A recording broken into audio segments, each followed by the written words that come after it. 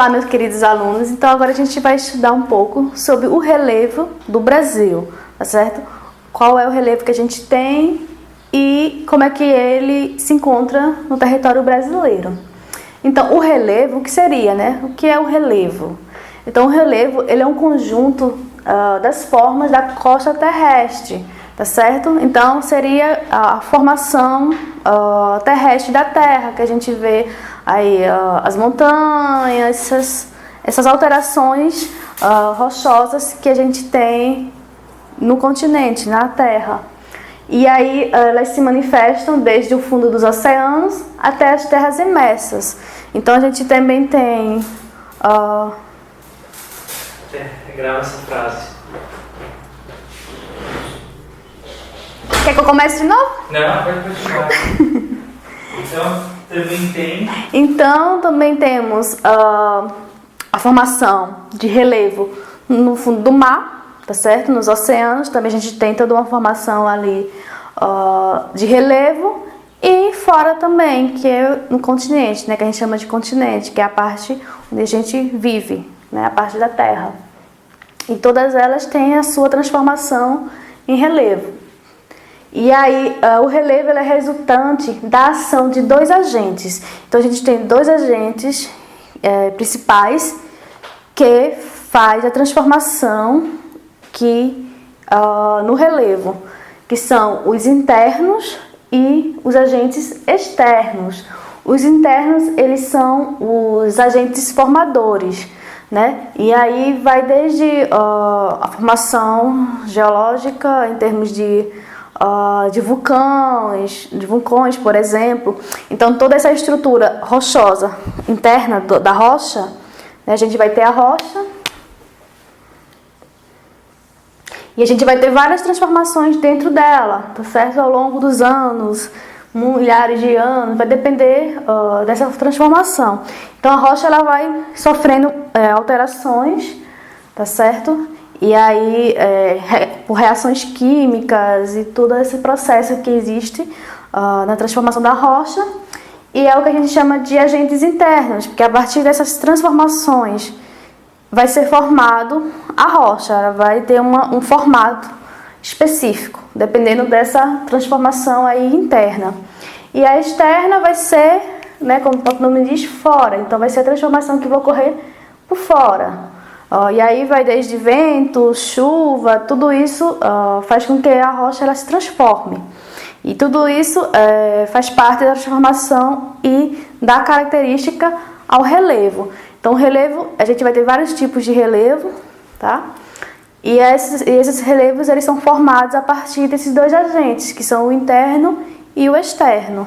Onde o interno vai estar relacionado a alguns locais em termos de vulcão, processo do vulcanismo, outros a questão das reações que existem, de transformação química, toda essa parte aí de transformação que vai fazendo com que o relevo ele seja diferenciado.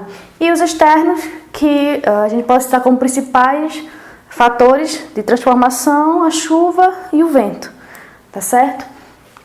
E aí a gente tem diversas formas de relevo, desde montanhas, icebergs, planalto, planícies, dentre outros, são diversos.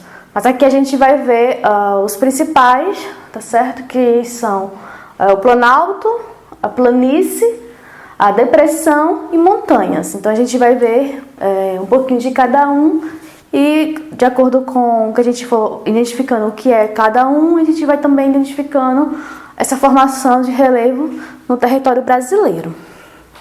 E aí nós temos as formas, né, de relevo continentais, né, na parte de terra mesmo, não é no oceano, é no continente.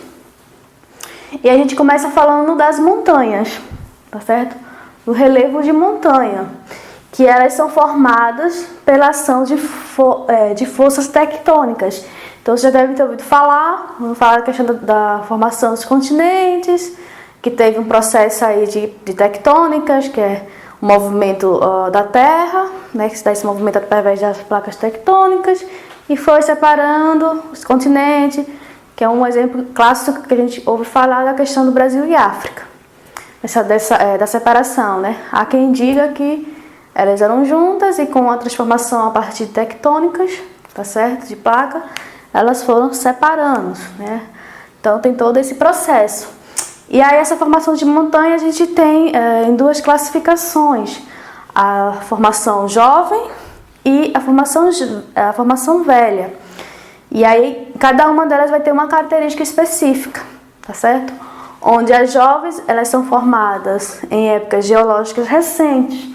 Então assim, essas transformações e formações de relevo acontece às vezes, muitas vezes lentamente, algumas vezes tem processos, fenômenos que ocorrem que faz com que ocorra com mais intensidade, mas geralmente ela demora bastante anos, milhares e milhares de anos.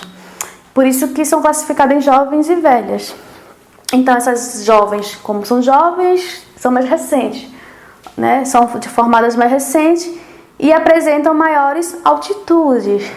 Há quem questione, que faça análise e estudos para realmente comprovar se realmente as maiores são jovens. Tem toda uma discussão aí em termos da geologia e geomorfologia. Porém, o mais clássico e mais conhecido é esse. Então, as montanhas mais jovens apresentam maiores altitudes, ou seja, são mais elevadas. Já as velhas são formadas em áreas mais remotas, ou seja, áreas mais antigas, tendo sido afetadas pela erosão, né? A erosão é o processo de sedimentação, tá? Que é popularmente conhecido como areia. Então a gente vai ter uma área e essa área ela vai sofrer um processo de erosão a partir dos ventos, da água. Então ela vai levando por meio do vento e da chuva. Então a sedimentação que vai estar aqui, ela vai sendo deslocada, que é o processo de erosão. Então, tendo sido afetada pelo processo de erosão, apresenta altitudes mais moderadas, ou seja, a gente vai ter uma elevação, tá certo? Uma altitude da montanha, e com o passar dos anos, os agentes externos, que são os transformadores, tá certo? Do relevo, vão alterando essa montanha. Então, as montanhas mais jovens, elas são mais elevadas, tá certo? Por serem mais jovens, elas sofreram menos transformações externas e internas também, né? E as mais velhas, elas são mais moderadas, ou seja, não são mais altas, são meio aí, não é tão alta, também nem tão baixa, depende de cada montanha. E através desse processo de erosão, que eu falei, esse processo da água da chuva, dos ventos, tudo isso foi influenciando para que ela fosse erodindo, para que ela fosse, vamos dizer assim, ampliando, tá? Então, elas são consideradas montanhas mais antigas, mais velhas.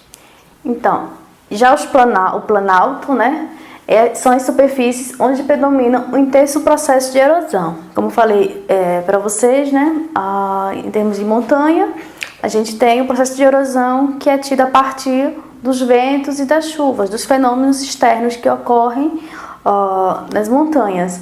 No caso do planalto, são essas áreas mais elevadas, elas ocorrem um alto processo de erosão. E o planalto ele situa-se entre 200 metros e 2.000 metros de altitude. Então a gente tem aí essa faixa de metragem para identificar e para dar o nome de planalto. Apresentam forma aplainada ou morros, serras ou elevações íngremes, ou seja, essas formações íngremes são formações bastante, como eu posso dizer, ladeiras assim, bem quase verticais, bem íngremes, de topo plano, que são as chapadas. E aí a gente vai ter como exemplo que a gente pode observar em termos de chapada, a chapada diamantina, que a gente já viu aqui no nosso curso, que a gente vai ver agora para estudar a questão do relevo. E aí, como vocês estão vendo aí na fotografia, a gente tem a Chapada Diamantina e a gente pode ver aí que o topo desse planalto, né, ele é plano. Então a gente tem ao seu redor um processo íngreme, né, assim meio vertical, tá certo?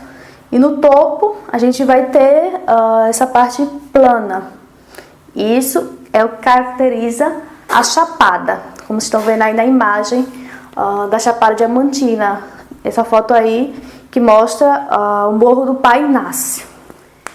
Então a gente vai ter alguns exemplos de planalto, tá certo? E a sua formação, né, como é que ela é formada e o nome de cada uma. Onde a gente vai ter o pico, que ele tem aí essa inclinação bastante íngreme aí, bem arredondada em cima e quase que totalmente vertical. A gente chama de pico. O morro, ele já tem uma elevação considerada e já tem uma largura maior do que o pico, mas porém ele é semelhante. Já a colina, ela é mais baixa, tá certo? E tem a sua parte do topo plana, ela é aplanada. Porém, a sua circunferência, a gente pode dizer assim, é arredondada.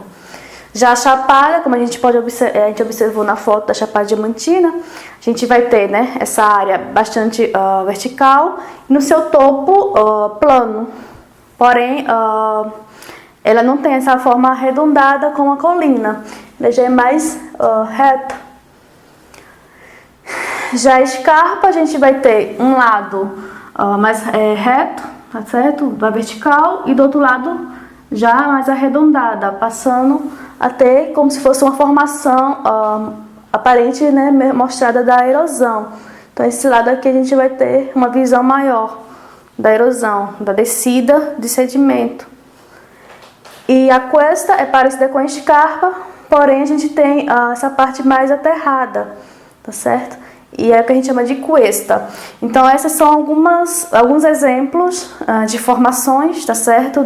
Do planalto, como é que se forma, como é que se desenha o planalto, tá? Então assim, para cada formato de planalto a gente vai ter um nome específico que é dado a ele. Então é isso, o planalto ele é um pouco semelhante às montanhas, porém as montanhas têm umas outras características, né, que a gente já falou. E os planaltos eles ficam em torno dessa elevação, entre 200 a 2.000 metros de altitude. É o que vai diferenciar as montanhas dos planaltos e de outras também formas que a gente tem de relevo. E ela tem vários tipos, tá certo? Como a gente viu aqui, de formas de relevo. Então, outra forma de relevo, certo? A gente tem as planícies. As planícies são poucas e irregulares e em forma quase plana. Então, vai ser essas horas mais baixas que a gente vai ter aí em termos de altitude. As planícies, elas vão até 100 metros, tá certo? De altitude. Então, a gente vê que elas são mais baixas em relação às demais que a gente já viu, né? Do planalto e das montanhas. E as planícies, ela tem sedimentação constante, né? Sedimentação que a gente aqui já falou, que é o que a gente conhece por areia, é chamada de sedimento, nome correto, tá? Então, a sedimentação ela é constante devido aos movimentos das águas, das águas do mar, de rios, de lagos, dentre outros, a chuva. Então, assim, é por meio da água que a gente vai ter essa modificação e aí formação das planícies. E aí a gente tem 3 tipos de planícies. A litorânea, tá certo? As planícies litorâneas, as fluviais e as lacustres. Então, são os 3 tipos de planícies que a gente encontra, né? Devido a sua formação ser a partir da sedimentação que é levada através da água. E aí isso varia entre a água do mar, né? E aí a gente tem as planícies litorâneas, as formações de planícies litorâneas, as fluviais, que aí parte de rios, e as lacustres. Então a gente tem esses 3 tipos de planícies. Um outro que a gente tem também são as depressões, tá certo? É outra forma de relevo. Então a gente vê aí que a gente vai do mais alto, tá certo? Iniciando aí pela montanha até chegar nas depressões. As depressões são as partes mais baixas em relação às formas de relevo. Ou seja, a gente tem, por exemplo, os planaltos, tá? Vamos dizer, sei lá, uma chapada, tá? E aqui a gente tem a chapada. Então essas áreas que são mais baixas é o que a gente vai chamar de depressões. São as partes mais baixas em relação às formas de relevo. Então a gente tem um relevo e às vezes as áreas mais rebaixadas, mais baixas do que o relevo, são conhecidas como depressões. Elas apresentam uma leve inclinação e são também caracterizadas por um processo de erosão. Como a gente já falou, né, a erosão é o processo, né, de descida, vamos dizer assim, de depósito de materiais, tá? Então esses materiais eles vão sendo depositados e esse processo é chamado de processo de erosão.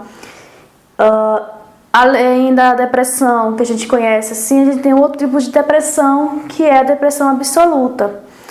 E ela é tida abaixo do nível do mar. Ou seja, o que a gente chama de depressões em termos de relevo, a gente vai ter as depressões, que são essas que ficam nas partes mais baixas em relação ao relevo que tem ao seu redor, tá?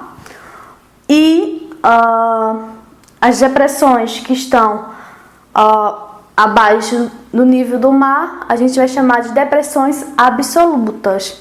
E aí, como exemplo, a gente tem o Mar Morto, tá? Na Ásia. É um exemplo de depressões absolutas por essa estar abaixo, se apresentar abaixo do nível do mar, tá certo? Então aqui a gente tem os planícies, tá? Que ela vai até 100 metros de altitude e são formadas a partir de água, né? Vamos dizer assim, nas suas formas mais diversas. E temos as depressões, que são essas áreas mais baixas em relação ao relevo que está em seu entorno. A gente já deve ter observado, você já deve ter visto diversos relevos, desde montanha a planaltos, a planícies. E sempre que a gente vê um relevo, a gente sempre vê outras áreas também mais baixas, rebaixadas, que são conhecidas como depressões. Então, nos estudos em relação ao relevo, a gente vai ter aí 3 pesquisadores que têm as suas classificações em relação ao relevo. Onde a gente vai ter o Haroldo de Azevedo, tá? Classificações brasileiras, no caso, tá? Então a gente vai ter o Haroldo de Azevedo, que na década de 40, ele lançou, né, suas análises em relação ao relevo, onde ele defende que o planalto é uma superfície levemente ondulada, com mais de 200 metros de altitude. Então a gente vai ver a diferença. Cada um tem os seus estudos e a partir das suas análises vai ter sua opinião. Já em relação à planície, ele fala que a superfície é uma superfície aplainada com menos de 200 metros de altitude, tá? Então, para ele, com menos de 200 metros de altitude, uma superfície mais aplainada, né, mais plana, é a planície. E acima de 200 metros de altitude são os planaltos, tá? Já para Azi Absaber, ele lança em 1958 essas informações em termos de relevo brasileiro, onde ele fala que o planalto é uma superfície suavemente ondulada e tem o domínio do processo erosivo. E aí a gente já não coloca pra gente a questão da altitude, fala do processo erosivo e como é a sua superfície.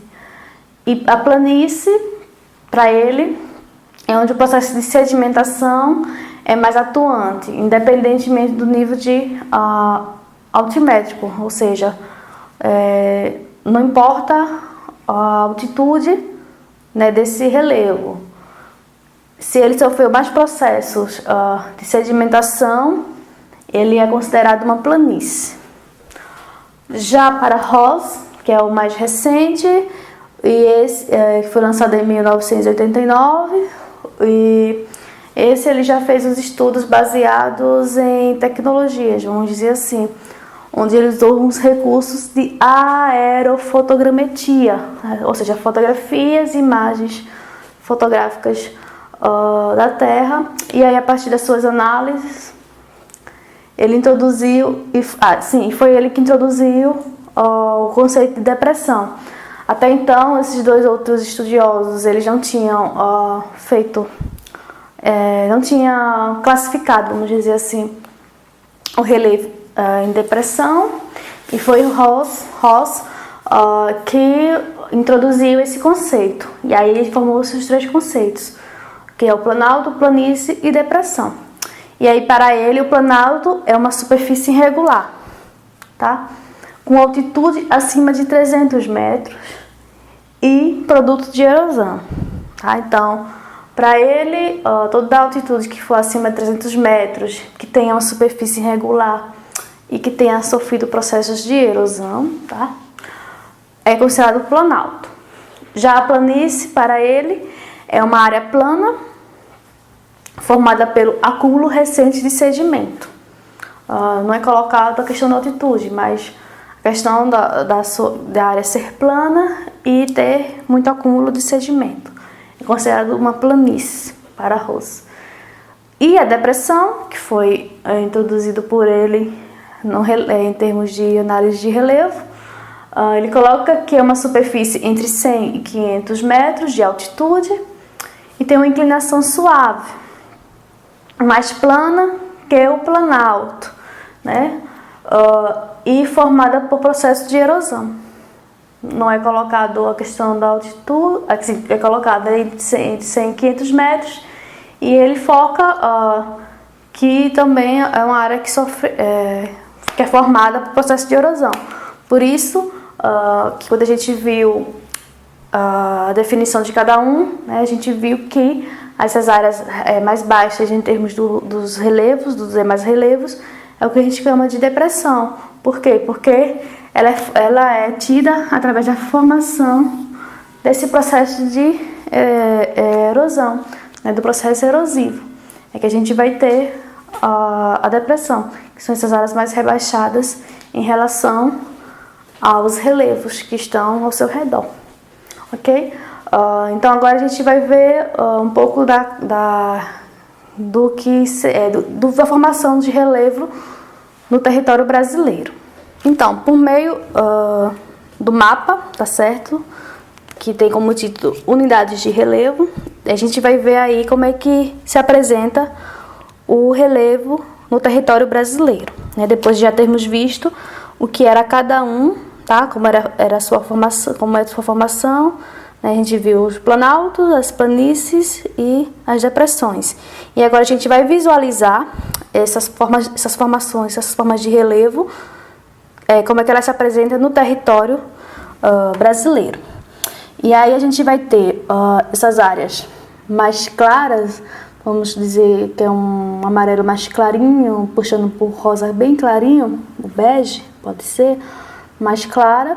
A gente vai ter os planaltos, tá? E esse mapa ele apresenta cada tipo de relevo em forma de numeração, para facilitar a leitura.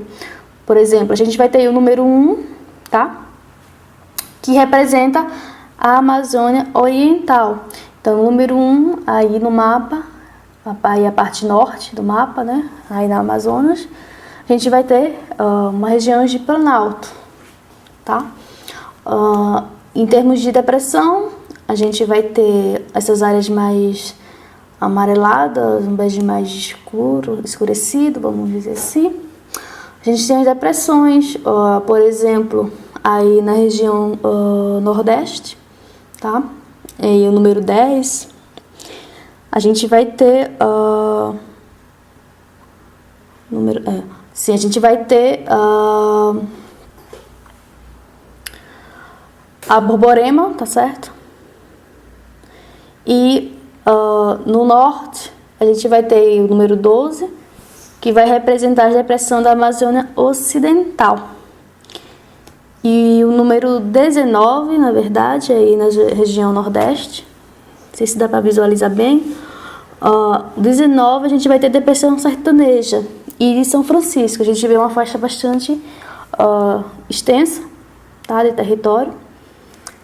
E a gente vê aí a depressão, que é conhecida como depressão sertaneja, que essas áreas mais baixas aí.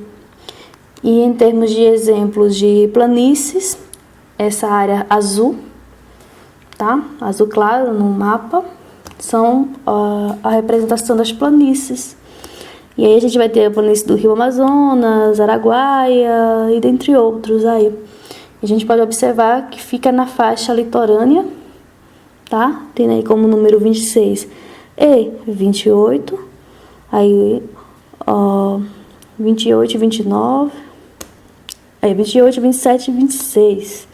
A gente vai ter aí representando as planícies aí na parte do litoral brasileiro, assim como também na parte norte e no centro, aí no centro-oeste do país e no sul também, tá? Do nosso território a gente vai ter planícies. E assim, visualmente a gente vê que o predomínio maior é depressões e planaltos, em termos de relevo, visualizando o território como um todo, né? Claro, se a gente for fazer uma análise mais local, a gente vai ter uma outra configuração aí mais detalhada de cada relevo, de cada local em estudo.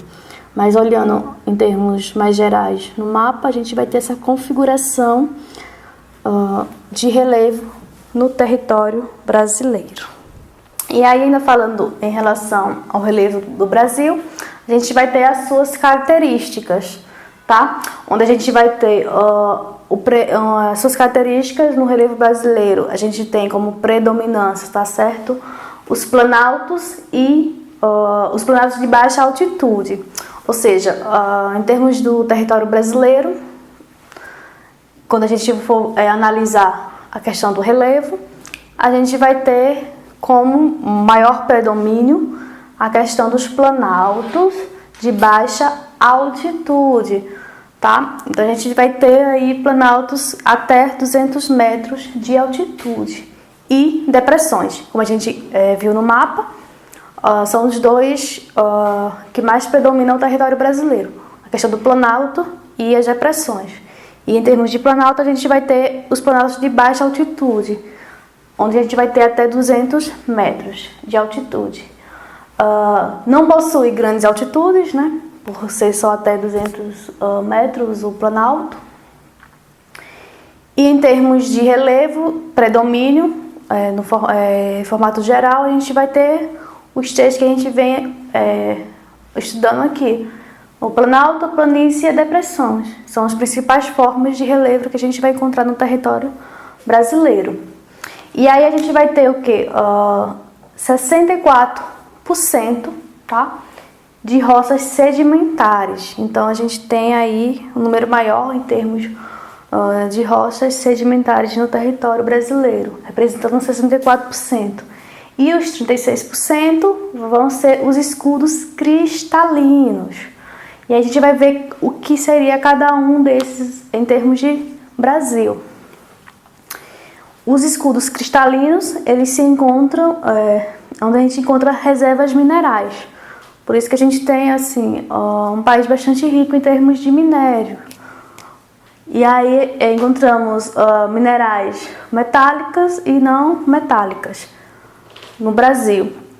E dois escudos principais, que são as Guianas e brasileiro. Então esses são os escudos cristalinos que a gente encontra no território brasileiro.